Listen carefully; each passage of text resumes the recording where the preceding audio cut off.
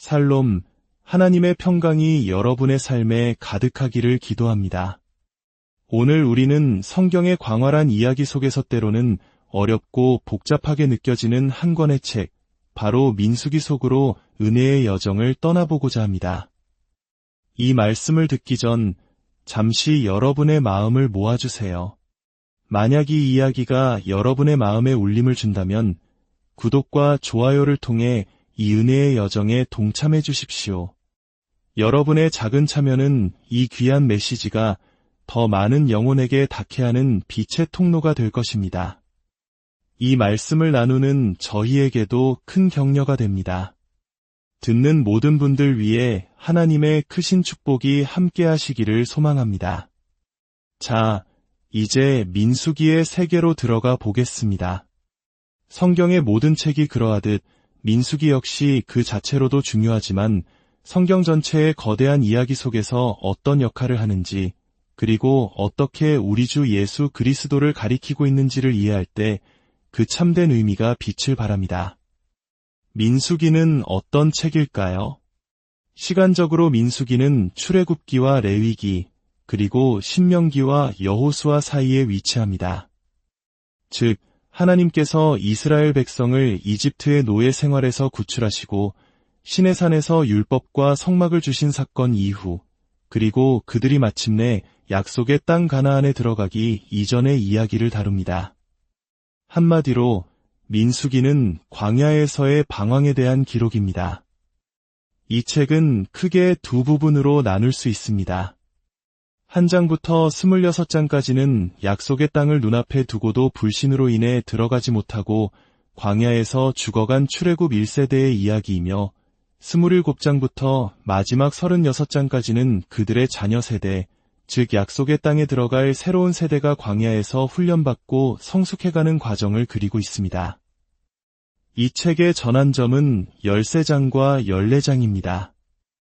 정탐꾼들의 부정적인 보고를 들은 이스라엘 백성들은 하나님을 믿지 못하고 가나안 땅에 들어가기를 거부합니다. 그들은 목숨을 잃을까 두려워 하나님의 약속을 저버렸습니다. 이에 하나님께서는 그들에게 말씀하십니다. 너희는 이 광야에서 죽게 될 것이며 너희의 자녀들만이 내가 약속한 땅에 들어갈 것이다. 이 광야의 시간은 어쩌면 우리 한국인들에게는 더욱 특별한 의미로 다가올지도 모릅니다. 전쟁의 폐허 속에서 혹은 IMF 외환위기와 같은 국가적 시련 속에서 우리는 보이지 않는 약속의 땅을 바라보며 하루하루를 버텨냈던 경험이 있기 때문입니다.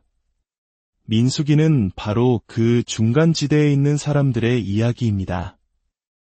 이것이 바로 민수기가 오늘날 우리 그리스도인들에게 깊은 울림을 주는 이유입니다. 우리 역시 이집트와 같은 죄의 노예 상태에서 예수 그리스도의 십자가 보혈로 구원받았지만 아직 완전한 약속의 땅인 천국, 새하늘과 새 땅에 이르지는 못했습니다. 우리는 지금 영적인 광야를 여행하고 있는 순례자들입니다. 히브리서 기자는 바로 이 점을 지적하며 우리가 민수기의 이스라엘 백성과 같다고 말합니다. 우리는 성령의 인도하심과 말씀의 빛에 의지하며 죄를 용서받기 위해 그리스도의 희생적인 피를 의지하며 이 광야를 통과하고 있습니다. 광야는 우리의 믿음이 시험받는 장소이며 하나님의 약속이 아직 완전히 성취되지 않은 현실 속에서 인내를 배우는 시간입니다. 그러므로 민수기는 과거의 역사가 아니라 바로 지금을 살아가는 우리의 이야기인 것입니다.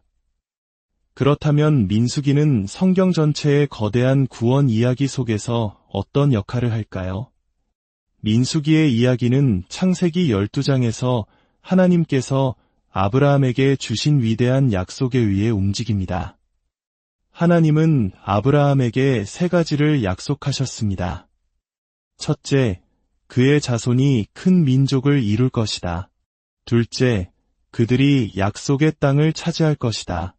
셋째, 그들을 통해 온 세상이 복을 받을 것이다. 출애굽기에 이르러 이스라엘은 이미 거대한 민족을 이루었습니다. 첫 번째 약속은 성취된 셈이죠. 하지만 두 번째와 세 번째 약속, 즉 그들이 과연 약속의 땅에 들어갈 수 있을 것인가, 그리고 그 땅에서 과연 열방의 빛이 되는 거룩한 백성으로 살아갈 수 있을 것인가 하는 질문은 여전히 남아 있습니다. 민수기는 바로 이 질문에 대한 긴장감 넘치는 기록입니다. 이스라엘 백성의 끊임없는 불평과 반역을 보며 우리는 과연 하나님의 약속이 이루어질 수 있을지 의심하게 됩니다. 이야기는 희망과 절망 사이를 오가며 성경 전체의 구원 서사를 앞으로 나아가게 하는 중요한 동력이 됩니다. 이제 가장 중요한 질문입니다. 이 혼란스러운 광야의 이야기 속에서 우리는 어떻게 은혜의 복음을 발견할 수 있을까요? 복음이란 무엇입니까? 그것은 우리가 우리의 선행이나 노력이 아닌 오직 예수 그리스도의 공로를 통해 은혜로 구원받는다는 기쁜 소식입니다. 구원하는 은혜는 반드시 우리의 삶을 변화시키지만 구원의 조건은 변화된 삶이 아니라 오직 은혜 그 자체입니다. 민수기는 여러 가지 방식으로 이 복음을 증언합니다. 첫째, 민수기는 1장부터 10장까지를 통해 하나님께서 율법에 대한 순종을 요구하셨음에도 불구하고 인간은 결코 스스로의 힘으로 그 율법을 온전히 지킬 수 없다는 사실을 명백히 보여줍니다. 그들은 죄를 씻기 위해 성막에서 드려지는 피의 제사를 끊임없이 필요로 했습니다. 이것은 장차 오실 예수 그리스도의 단 한 번의 영원한 속죄 제사가 없다면 우리에게는 소망이 없음을 보여주는 그림자입니다. 우리는 우리의 행위가 아니라 오직 하나님의 은혜와 대속의 사역을 통해서만 약속의 땅에 들어갈 수 있습니다. 둘째, 민수기에서 하나님은 저주를 축복으로 바꾸시는 분으로 나타납니다. 이방인 선지자 발람의 이야기가 대표적입니다. 모압 왕 발락은 발람을 고용하여 이스라엘을 저주하게 하려 합니다. 하지만 하나님께서는 발람의 입을 통해 오히려 이스라엘을 향한 위대한 축복의 예언을 선포하게 하십니다. 이는 결국 하나님께서 인류의 가장 큰 저주인 죄와 죽음의 문제를 예수 그리스도께서 친히 십자가에서 저주를 짊어지심으로 구원이라는 가장 위대한 축복으로 바꾸실 것을 미리 보여주는 사건입니다. 마지막으로 민수기는 어떻게 직접적으로 예수 그리스도를 가리키고 있을까요? 몇 가지 놀라운 예표들이 있습니다. 첫 번째는 모세의 역할입니다. 민수기 전체에서 모세는 죄를 지은 이스라엘 백성과 진노하신 하나님 사이에서 끊임없이 중보하는 중재자로 등장합니다.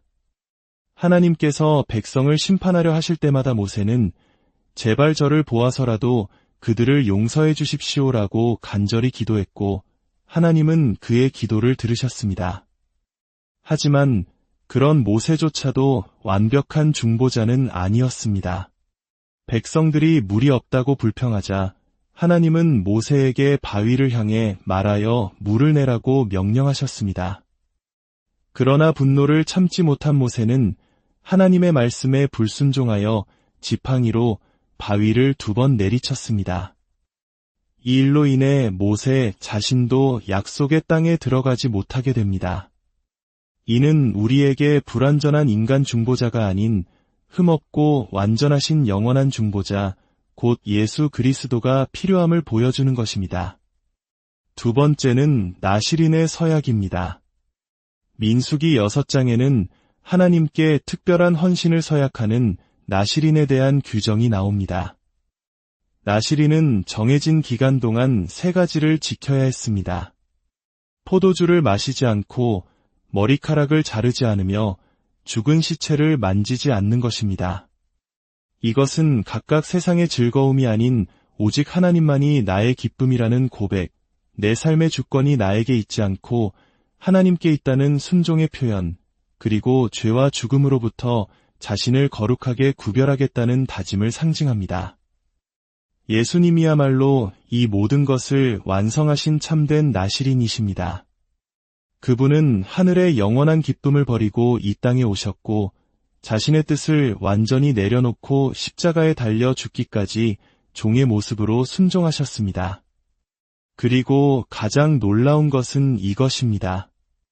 구약의 나시린은 죽은 자를 만지면 부정해졌지만 예수님께서는 죽은 자를 만지셨을 때 그분이 부정해진 것이 아니라 죽은 자가 생명을 얻어 살아났습니다. 예수님은 생명의 근원이신 궁극적인 나시린이십니다.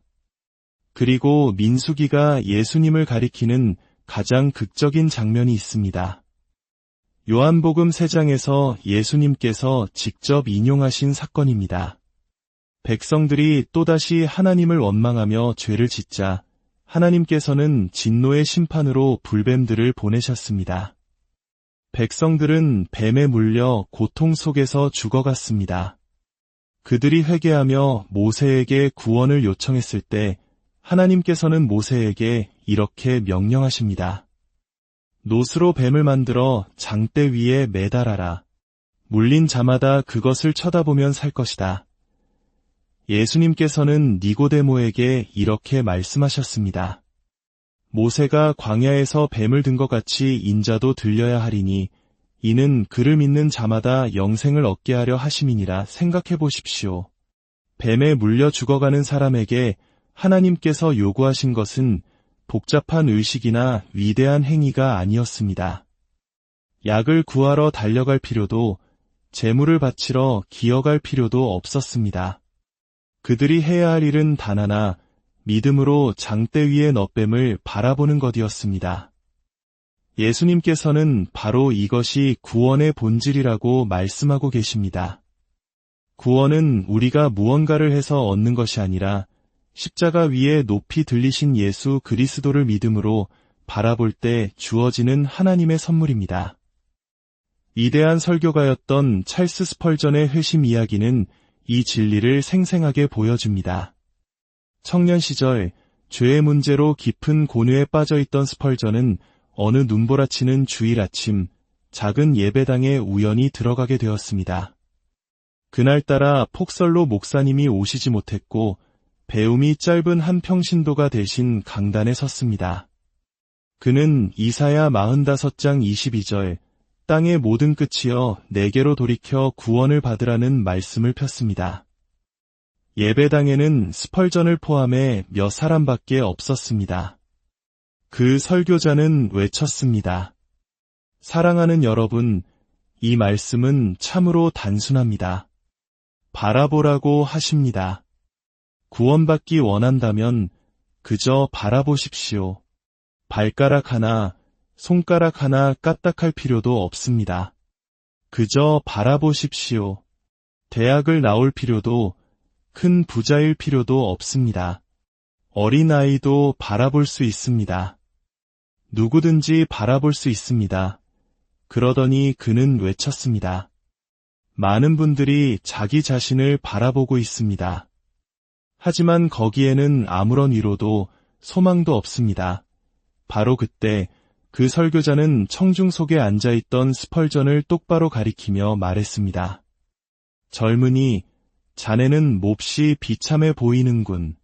만약 자네가 이 말씀을 따르지 않는다면 살아도 비참할 것이고 죽어서도 비참할 것이네. 젊은이, 예수님을 바라보게. 스펄전은 훗날 이렇게 고백했습니다. 그 순간 내 영혼의 먹구름이 걷히고 어둠이 물러갔습니다. 나는 태양을 보았습니다. 나는 그 자리에서 벌떡 일어나 가장 열정적인 사람들과 함께 그리스도의 보혈을 찬양할 수 있었습니다. 광야의 놋뱀, 그것은 십자가에 달리신 예수 그리스도의 그림자였습니다. 구원은 은혜로 주어집니다. 구원은 그리스도를 통해 옵니다.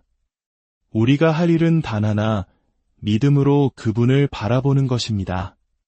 사랑하는 여러분, 혹시 지금 삶이라는 광야에서 불뱀에 물린 듯한 고통과 절망 속에 계십니까? 여러분 자신을 바라보지 마십시오. 여러분의 문제나 환경을 바라보지 마십시오. 오직 여러분을 위해 십자가에 높이 들리신 구원자 예수 그리스도를 바라보십시오. 그분을 바라보는 모든 영혼에게 치유와 영원한 생명의 은혜가 임할 것입니다. 주님의 이름으로 여러분 모두